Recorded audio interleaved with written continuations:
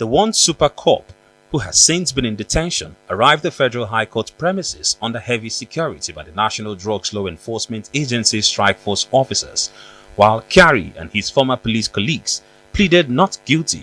The case took a dramatic twist when the 6th and 7th defendants, Chibunna Patrick Umebe and Emeka Alphonsus Ezewanne, who are indicted for drug trafficking, pleaded guilty.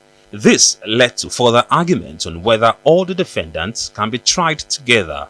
The defense counsel expressed fear that the review of facts against the 6th and 7th defendants who pleaded guilty will prejudice the case, and therefore urged the court put the trial of the 2 civilians on hold pending the conclusion of the trial of the 1st to 5th defendants.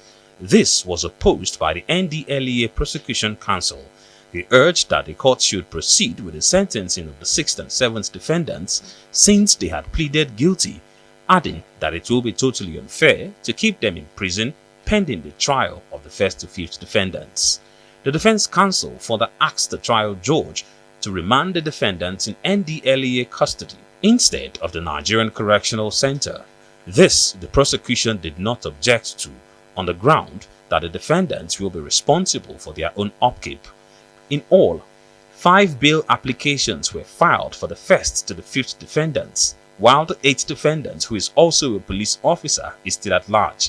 Justice Emeka Nwite adjourned the case to the 28th of March for a review of the facts and hearing of the case, while all respondents are to be remanded in the NDLEA facility pending the hearing of the bail application on Monday, 14th March. At this stage, the trial have just, at the preliminary stage of the trial, and the concern of the team, legal team, is the freedom of our clients. So we've put in application for bail and hope to argue it in the next adjourned date. And they pleading guilty or not guilty, that is left for them and their defense counsel. Ferdinand Duruoha, Arise News.